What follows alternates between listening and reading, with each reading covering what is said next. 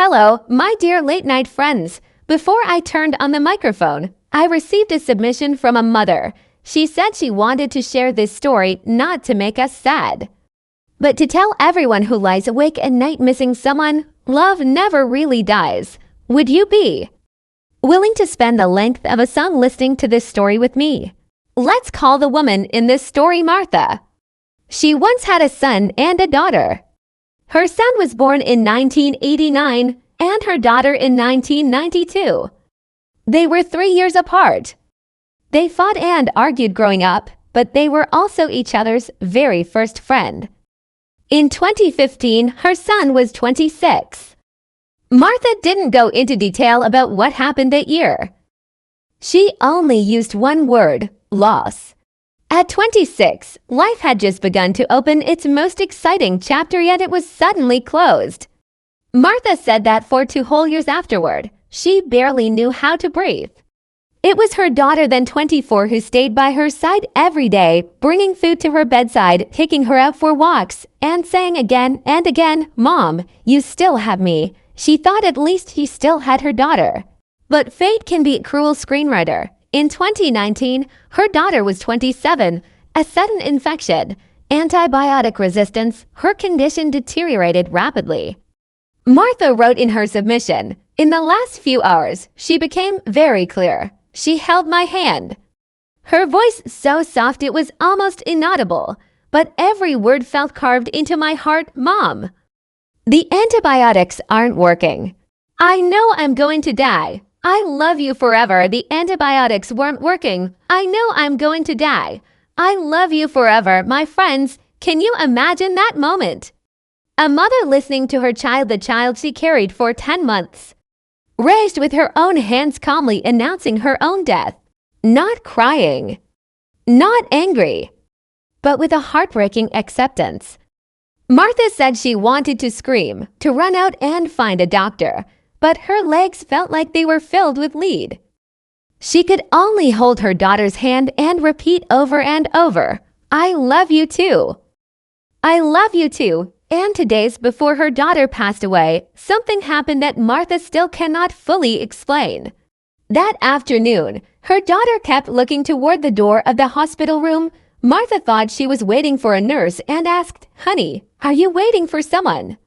Her daughter turned her head, a peaceful smile on her lips, a smile Martha hadn't seen in a long time. She said, "Mom, my brother is waiting for me. Mom, my brother is waiting for me." My friends, pause for a moment in your heart. Can you feel the weight of that sentence? There was no fear, no regret, not even resistance to the approaching death. She simply said it calmly, almost with a sense of anticipation. Her brother was waiting for her at the door. Martha said she followed her daughter's gaze, but there was nothing there. She didn't contradict her. She simply hugged her and said, "Then go slowly. No need to rush." 2 days later, her daughter was gone. Martha wrote a sentence that I still cannot forget. "My heart broke into pieces, yet I feel peace knowing they are together now, side by side." Have you ever noticed that in the deepest sorrow, 2 completely opposite emotions often coexist?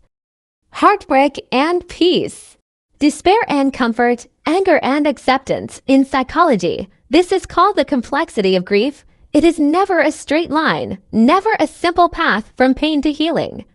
It is crying and laughing in the same morning. It is suddenly laughing at a memory during a funeral, then being swallowed by guilt. But Martha's peace was not numbness, nor avoidance. It was a choice to believe that what her daughter saw in her final moments was not a hallucination, a choice to believe that behind that door, her brother was truly waiting.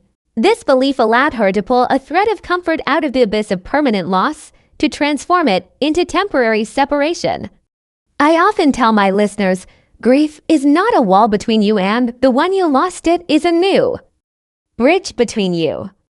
On the other side of that bridge, they exist in a different way. And what you must learn is how to walk that bridge. Martha found her bridge, and that bridge is called "They Are Together." The story doesn't end there. Martha is now raising the 2 children her daughter left behind, her grandson and granddaughter. Aged 7 and 5, every day, she does something that seems simple, yet deeply sacred. She prints a photo of her daughter. Not just looking at old photos occasionally, but printing a new one every single day. Sometimes it's from her daughter's childhood, sometimes from her college years, sometimes of her daughter holding her newborn babies. Martha says she places these photos beside the children's breakfast plates, inside their school bags, and on their pillows at night. I want them to touch their mother's face every day.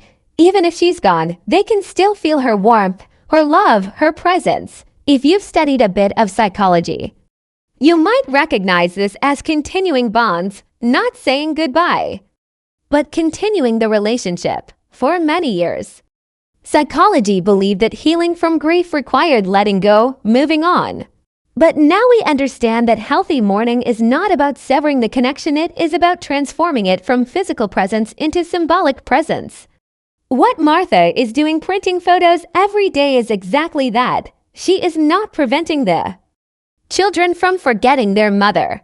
She is using the most concrete, everyday way to tell them, your mother has never left. She is simply with you in a different form. This reminds me of another concept, dual existence.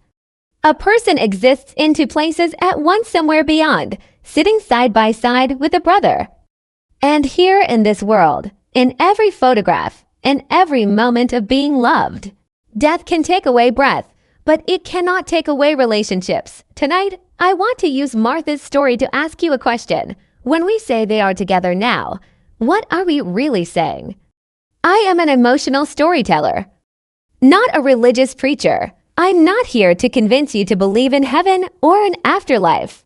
But I invite you to think seriously. What does it mean that her daughter saw her brother waiting at the door in her final moments? One explanation is purely biological hallucinations produced by the brain in a near-death state. Disruptions of dopamine and serotonin, the mind creating the images we most long for to comfort us. This explanation is scientific and safe, but it doesn't explain one detail. Her daughter didn't say, I see a vague figure. She said very specifically, my brother.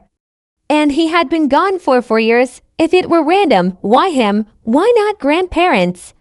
Why not a pet? Another explanation, I call it the transcendence of connection. Whether what stood behind that door was a real presence or simply the deepest form of love and longing manifesting at the end of life doesn't really matter. What matters is this: in her final moment, she did not feel alone. She felt that her brother had come to receive her. That alone is an immense comfort. And through her final words, that comfort was passed on to her mother. Martha's peace didn't come from her daughter being healed. That was impossible. Not necessarily from believing her daughter went to heaven. It came from knowing that her daughter did not face death with fear, but with calm, even anticipation. What a mother fears most is not losing her child, but losing her child in pain. Her daughter's words, my brother is waiting for me, were a final gift. It said, don't be afraid. I'm not afraid. My friends, this is what I want to say. The greatest terror of death is dying alone. And the greatest victory of love is feeling, even in death, that someone is there to receive you. All our lives, we search for belonging. As children, we belong to family. As adults, to partners. In old age, to our children. And perhaps the final belonging is this belief that when we walk toward that door, someone we loved and who loved us is waiting on the other side, ready to say, you're here. I've been waiting. That's the end of tonight's story. And I want to ask you, who are listening right now, have you ever experienced something similar? A sign. Dreaming of a loved one who passed away, catching a familiar scent, or suddenly feeling their presence beside you. How did you react? Were you afraid, or did you cry instantly?